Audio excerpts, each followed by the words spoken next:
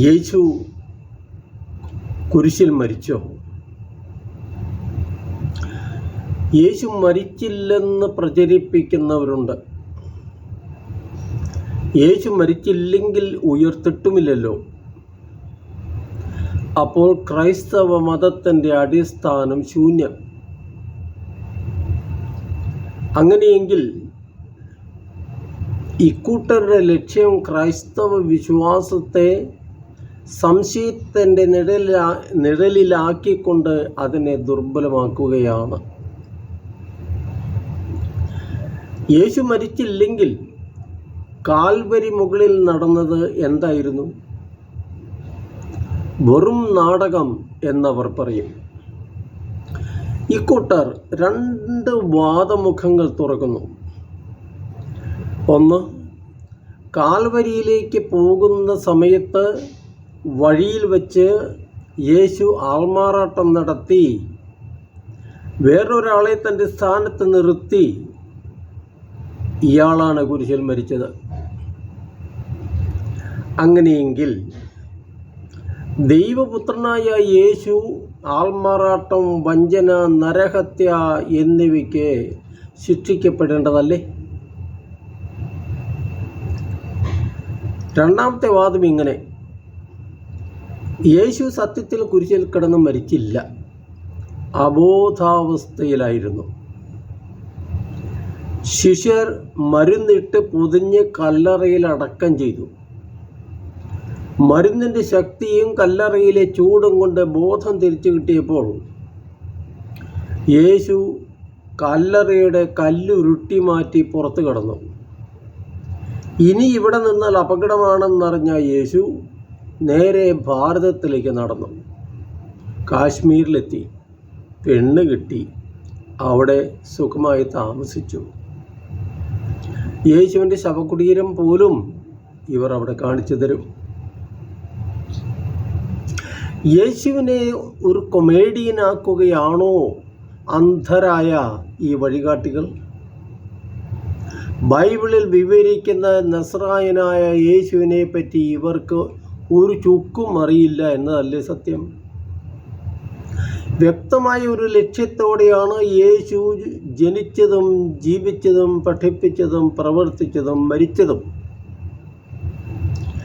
സമീപ ഭാവിയിൽ സംഭവിക്കാനിരുന്ന പീഡാനുഭവവും മരണവും പുനരുത്ഥാനവും 3 പ്രാവശ്യം മുന്നറിയിപ്പ് നൽകിയ യേശുവിന് ഒളിച്ചോടാൻ എത്രയോ അവസരങ്ങളുണ്ടായിരുന്നു. പല പ്രാവശ്യം വധശ്രമങ്ങളിൽ നിന്ന് വഴുതി മാറിയിട്ടുമുണ്ട്. അത് ഭീരുത്വം കൊണ്ടല്ല, ദൈവം നിശ്ചയിച്ച സമയം പൂർത്തിയാകാത്തത് കൊണ്ട് മാത്രമാണ്.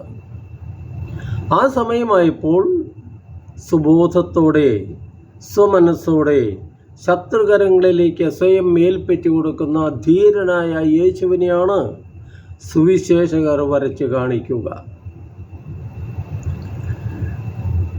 ഗത്സമനിയിലെ അറസ്റ്റ് രംഗം പരിശോധിക്കൂ. ശത്രുക്കൾ വരുന്നത് കണ്ട് ഇരുട്ടിൻ്റെ മറവിൽ ഒലിവു മരങ്ങൾക്കിടയിൽ ഓടി ഒളിക്കുന്ന ഭീരുവിനെയല്ല അവിടെ കാണുക. തന്നെ രക്ഷിക്കാനായി യുദ്ധം ചെയ്യാൻ തയ്യാറായി നിൽക്കുന്ന ശിഷ്യരെ നിരുത്സാഹപ്പെടുത്തിക്കൊണ്ട് യേശു ഒറ്റുകാരനെ സ്നേഹിത എന്ന് വിളിച്ച് ചുംബിക്കുന്നു. നിങ്ങൾ ആരെ അന്വേഷിക്കുന്നു എന്ന് ചോദിക്കുന്ന യേശുവിൻ്റെ മുമ്പിൽ അറസ്റ്റ് ചെയ്യാൻ വന്ന ആയുധധാരികളായ പട്ടാളക്കാരും ഒറ്റുകാരനായ ശിഷ്യനും വിറകുകൊള്ളികൾ പോലെ നിലംപതിക്കുന്നു. വീണ്ടും അവരെ ശക്തിപ്പെടുത്തി സ്വശിഷ്യരെ രക്ഷപ്പെടാൻ അനുവദിച്ച ശേഷം സധൈര്യം സ്വയം ശത്രുകരങ്ങളിൽ ഏൽപ്പിച്ചു കൊടുക്കുന്നു.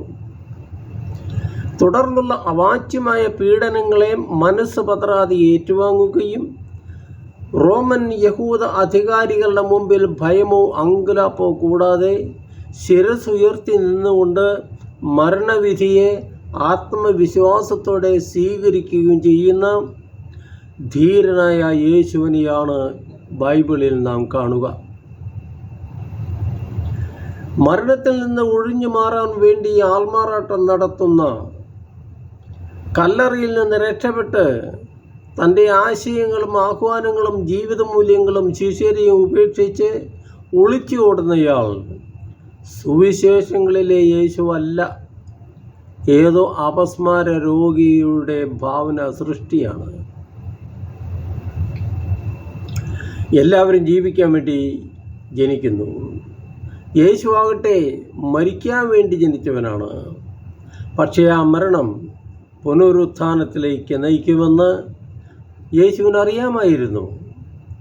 ആ മരണം അനേകർക്ക് ജീവിക്കാൻ ശക്തിയും ഊർജവും പകരുമെന്ന് അറിയാമായിരുന്നു. യഥാർത്ഥ യേശുവിനെ അറിയണമെങ്കിൽ മുൻവിധികളും അഹങ്കാരവും മാറ്റിവെച്ച് സുവിശേഷം ശ്രദ്ധയോടെ വായിക്കണം. കേട്ടുകേൾവിയും അന്യരുടെ വികലമായ ചിന്തകളും കടമെടുത്തുകൊണ്ട് മാത്രം യേശുവിനെ അന്വേഷിക്കുന്നവർ കണ്ടെത്തുക സത്യവുമായി യാതൊരു ബന്ധവുമില്ലാത്ത വികല രൂപമായിരിക്കും.